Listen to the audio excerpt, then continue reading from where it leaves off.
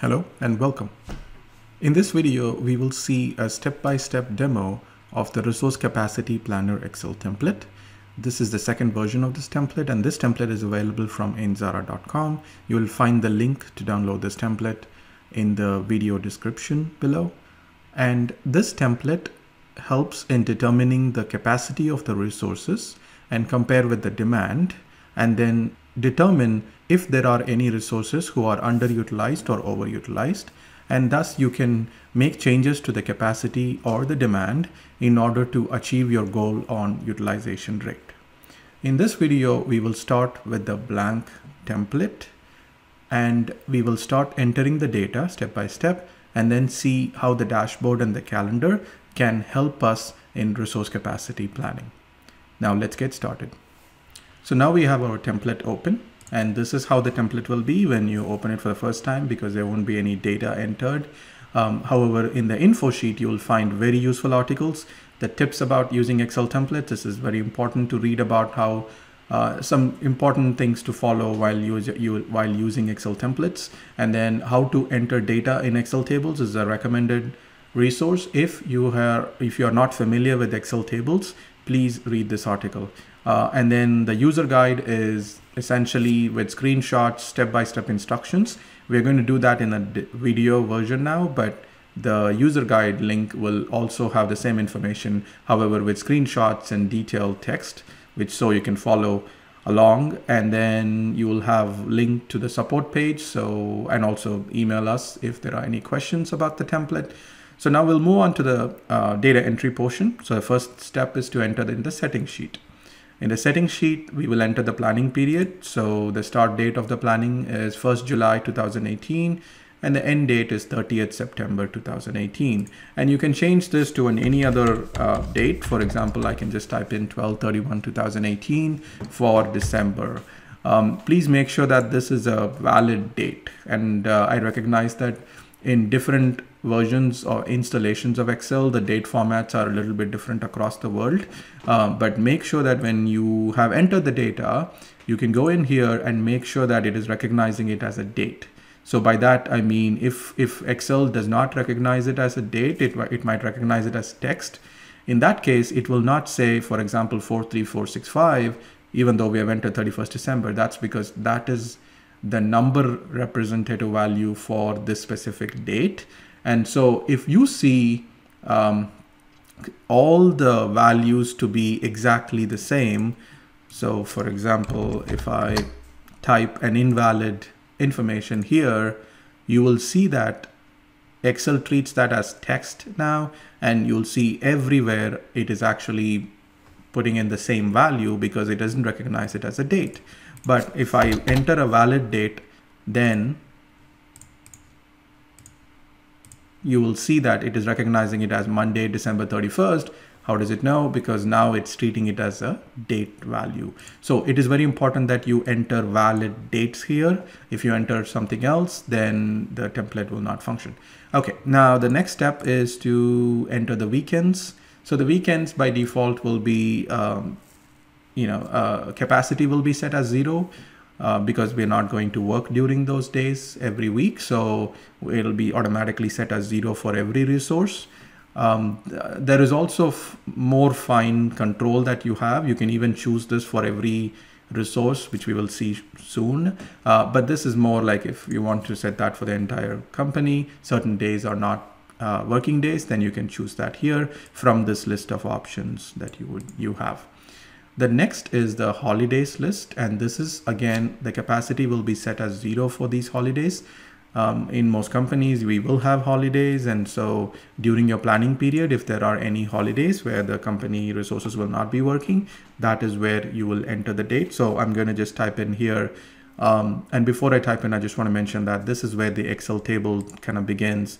This is an Excel table. This is an Excel table. This is an Excel table.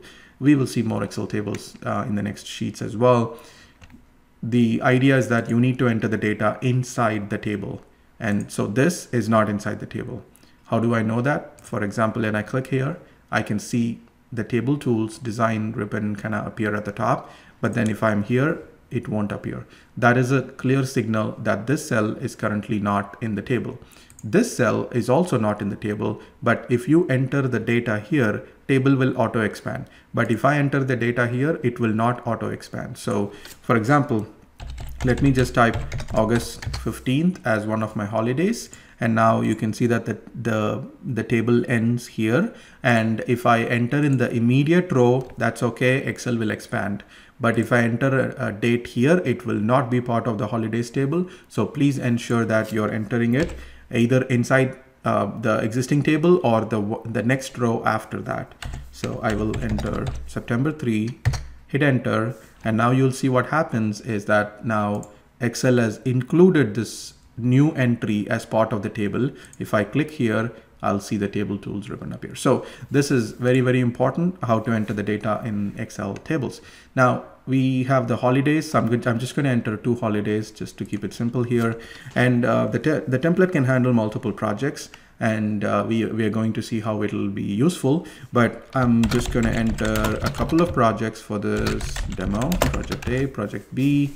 And so now what has happened is Excel will now use this as the list of projects for this planning period. So skill groups are nothing but where resources can be grouped, or resources can be part of a group with a similar skill set. So for example, I'm going to type in project management and development. So let's say we have these 2 skill groups, and so we are going to have resources who can do one or the other of these skills. There is a way to assign even a single resource to multiple skills, and we will see that later in this video. Okay, so now we are done with entering a few skill groups and projects, and we are done with the settings. We will move to the resources sheet. Resources is the most important part of this, because we are going to plan the capacity and measure the demand against the resources. So this is the table where you will enter a resource. So each entry here is a different resource, and the name should be unique. This is a requirement. So we're going to enter a few resources, and so let's say our first resource is a project planner. And so keep in mind that the table, this is also an Excel table, so we cannot enter somewhere here. We have to enter beginning immediately under the header. Please start entering your data. So I'm going to enter project planner 1. And then you can hit the tab as soon as you do it, so it'll move to the next column. And so we're going to say this resource, the project planner 1, is going to be available to the project from 1st July 2018. And I'm going to say that this person is going to work 8 hours a weekday. And so in all these columns, like Monday, Tuesday, Wednesday, Thursday, Friday, I'm going to enter 8. So one way to make your data entry faster is you can select these cells, and then you can just type 8, and instead of pressing enter, you will press Control Enter, and this will actually put in all the cells. And then we're going to skip Saturday and Sunday because it's automatically going to be assigned as 0, because those are our weekends. You can also enter 0 if you like. So next step is to assign this specific resource to a skill group, and this person is going to be in the project management skill group. Remember that we entered the 2 skill groups in the settings sheet. That is what drives this drop down. So whatever you enter there is here, but you don't want to go back and change the names after you have assigned it to the resource. Please make sure that you create the skill groups in the settings first, and then you come and assign. And similarly, the 2 projects that we did, that will appear here. So you can enter project, choose the project for this specific resource. End date is optional. So these things are required, but this is optional, meaning if the person will continue to be available until the end of the project, then you don't have to enter this. But if the person will leave in the middle of the project, then you will enter an end date. Cost per hour is nothing but the cost that the resource will have to be paid for every hour of work that is assigned. And so we will, let's say, for example, we can say 12 per hour. And now we will go on and enter the next resource name in the next row. And here, each resource, again, as I said, has to be entered separately, but they can all have different work hours, different start date, different end date, and every one of the resources has to be going to be assigned to a skill group and a project and they can have their own start date and end date, and they may have different work hours for each weekday. So that is designed to be very, very flexible. So now I'm going to enter a few more resources, but I'm going to show how you can copy and paste the data as well. So generally speaking, when you copy and paste data into the template, make sure that you don't touch any of the calculated cells. In this sheet, there is no calculated cell, so you can feel free to copy and paste. Whenever there is a calculated cell, I'll show you quickly an example. You will see them in the green color and it'll clearly say calculated fields. And in the resources sheet, we don't have any calculated fields, so you can quite comfortably paste the values into the table without having any concern. However, I will just suggest a way whenever you're pasting, let's follow this method. Now I'm going to go to another workbook where I already have some data. So for example, let me show you, I have, let's say, the second resource. So I'm going to copy this row. So I'm going to select this, right click, copy, and now I'm going to move this away and come back here. And then we're gonna paste it in the second row. And so I'm going to just do paste and paste values. And now this will paste the values from that workbook into this one. And so this is how you can paste the values from another worksheet or a workbook in here. But make sure that you always do paste values. And that usually means that it's not going to bring in all the other, if in your other workbook, if you have formulas and formatting and other things, they won't be brought into this. So that's kind of very important. So now let's go into the next step. I'm just going to enter a few more resources and then we'll move on to the next step.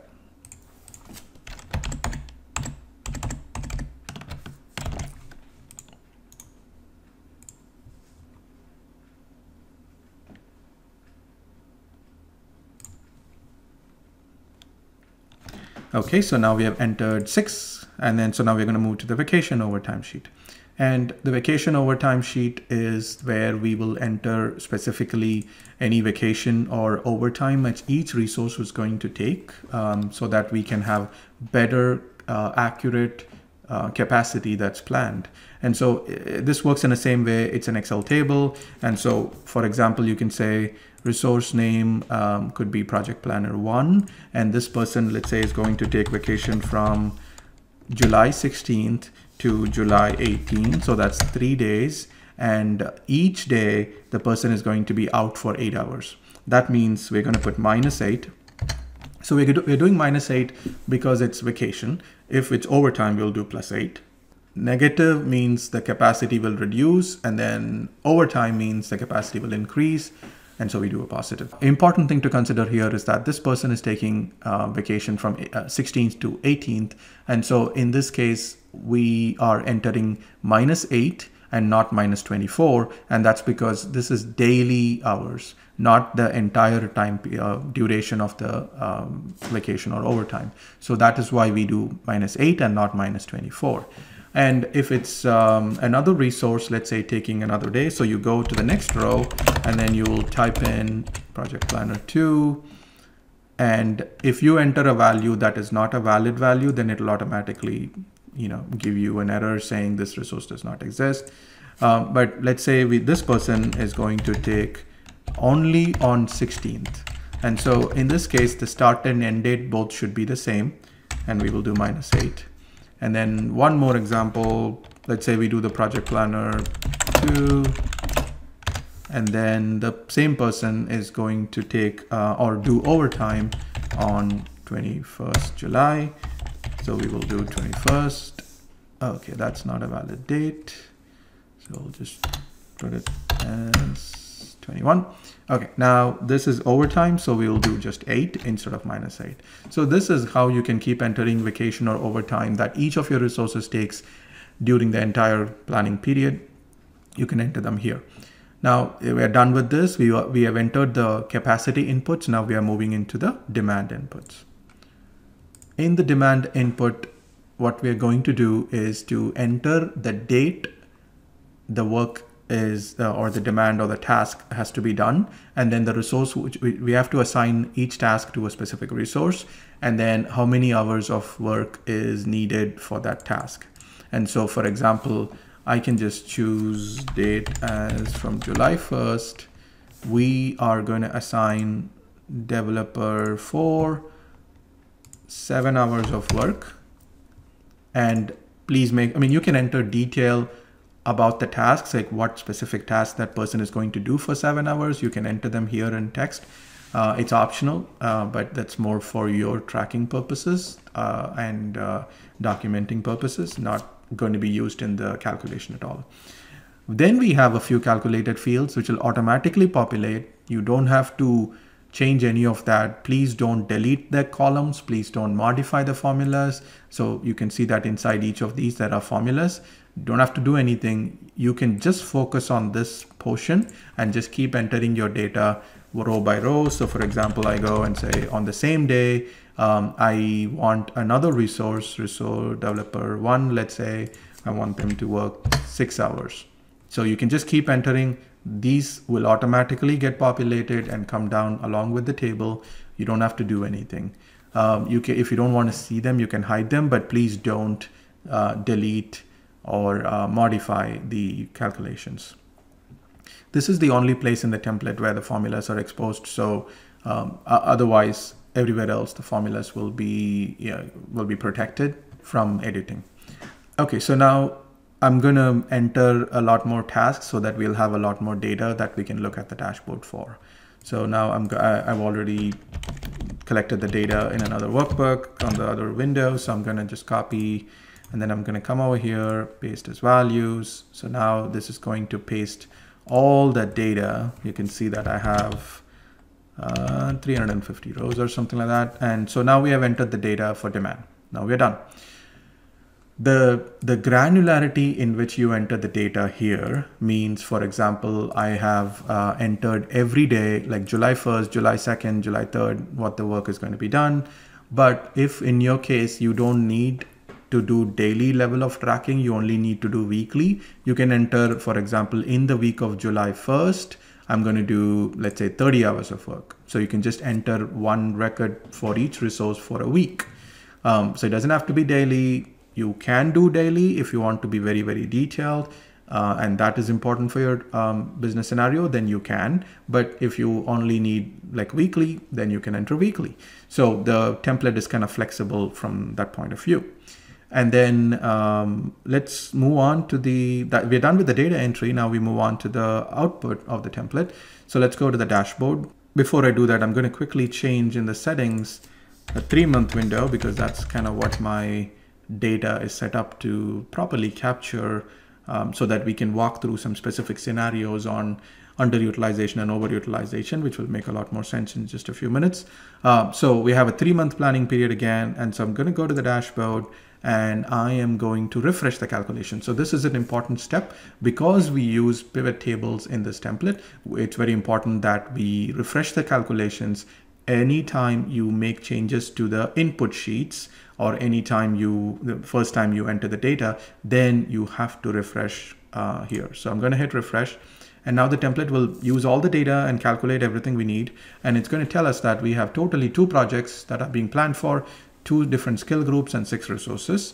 And 2 resources are overutilized and 3 of them are underutilized. And so this is very important. So the template does not make any judgment as to what the correct utilization rate should be, because that depends on each system or each business context. And so what this says is that there are some resources who are overutilized and some that are underutilized. Depending on your business scenario, you may find that, oh, a little bit of overutilization is okay, or you may say that a little bit of underutilization is okay. And so depending on that, you can choose different paths to go. But the template will provide you the facts as they are, how many are overutilized, how many are underutilized.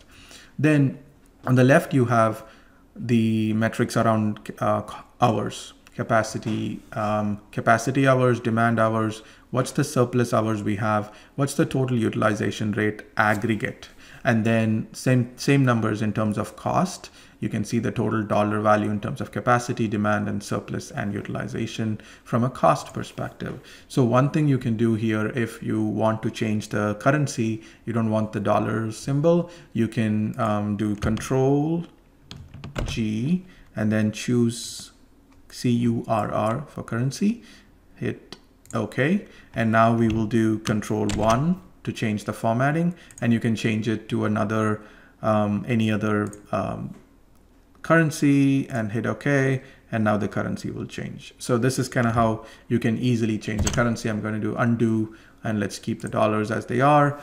This is the only place where the currency symbol is used. So no other place in the template it's used. So quickly, now let's try to understand what the template is, the dashboard is telling us in terms of our capacity planning, and see what kind of decisions we need to take.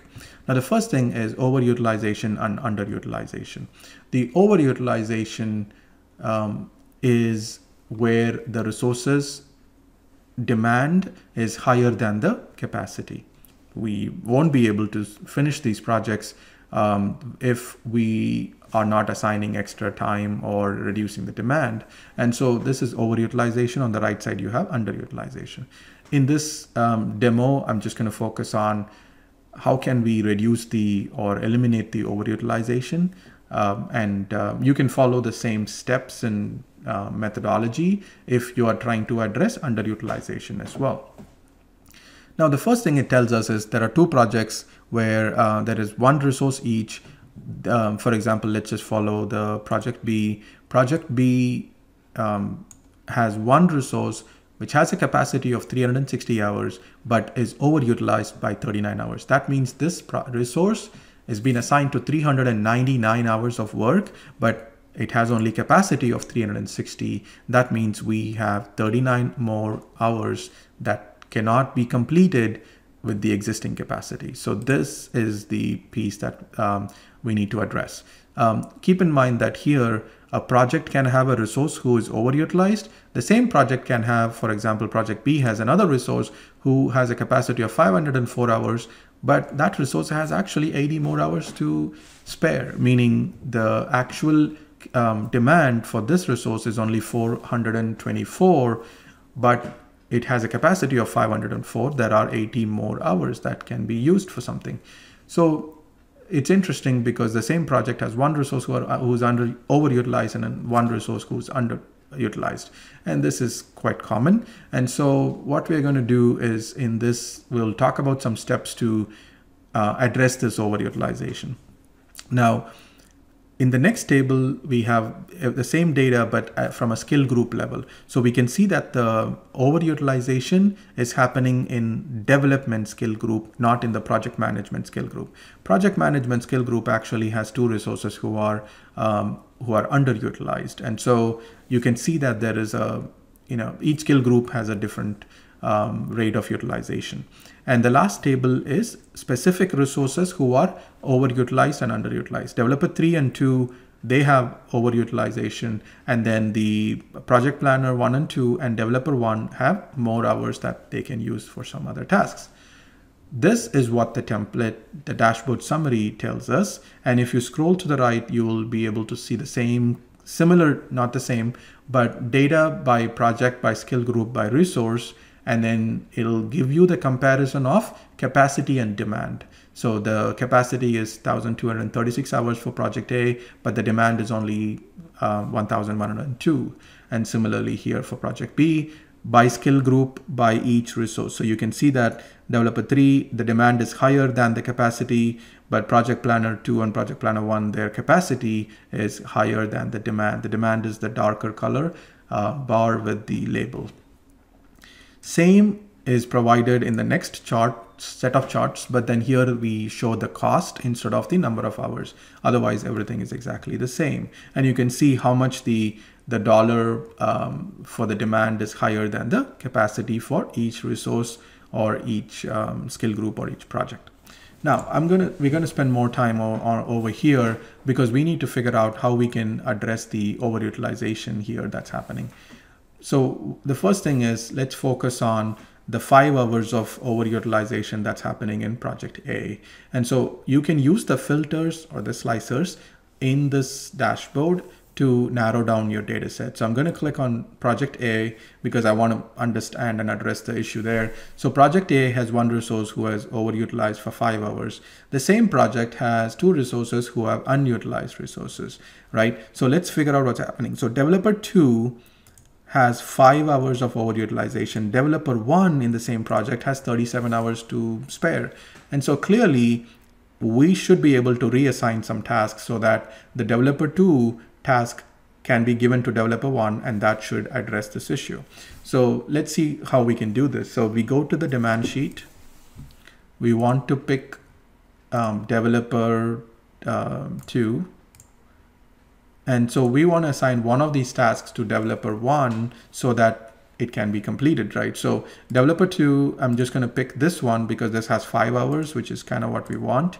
And so I'm going to change the assignment here from developer 2 to developer 1. And I am going to now clear the filters so we can see everything. I'm going to go back to the dashboard, and now we have to refresh it again because until then the calculations will not be updated. So now I've refreshed it, and you can see that that disappeared. The resource who was overutilized is no longer present because we have addressed that. Similarly, now let's look at all the projects. And so we still see developer 3 from project B is still having some overutilization. So we need to address this developer now. So this developer is part of project B, and however, we don't have any resource available. So let's just do project B. You will see that there is no available resource in project B who is assigned to the development skill who's available. So only the project planner 2 who has 80 hours of available hours. So in this case, what we can do is to see if this project planner 2 can do development tasks. And for the purpose of this demonstration, I'm going to assume that the project planner 2 can do development tasks. And we're going to see how we can have one resource having multiple skills. So for that, we are going to go to the resources sheet. And since the project planner 2 already has capacity of 8 hours, now we need to find out if we can actually do we have to create another resource because we cannot assign one resource to multiple skills in one row. So what we're going to do is to create another one called 2. I'm just going to call it 2 space D, D standing for development. And so the same person is going to do a different skill. And so we're not going to do, we cannot use the same name. So we are going to use a slightly different name called 2 space D. And let's say the person is going to be available from the same date. And I'm going to assign 1 hour every weekday. And this time, even though it's a project planner, I'm going to assign it to development skill. And we're going to assign to project B, same project.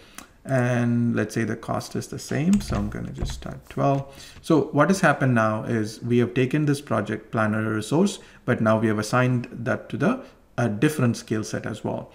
A very important thing to consider here is that if the resource you're going to assign 1 hour every day additional, that means this person has to do 9 hours of work every day because they have to do this 8 hours of project management work and 1 hour of development work. If that's not the case, if there is a total of 8 hours for that person, then you have to make sure that you enter 7 here. That means the total number of hours the person is doing is still the same. It's just that 7 hours is being done for project management and then 1 hour is done for development. So this is how you can assign a single resource to be able to do multiple skills. The same way can be done in single resource can be assigned to 2 different projects. Again, you'll have to create as 2 separate entries in the resources table. Okay, so now that we have done it, now we have to make sure that we assign some of the tasks that are assigned to developer 3. So we're going to go and select developer 3. So I'm going to select the specific values, and then we're going to replace it with project planner 2. So I'm going to Control Enter. So this now will assign it to Project Planner 2. Let's just quickly clear the filters and then go back to the dashboard.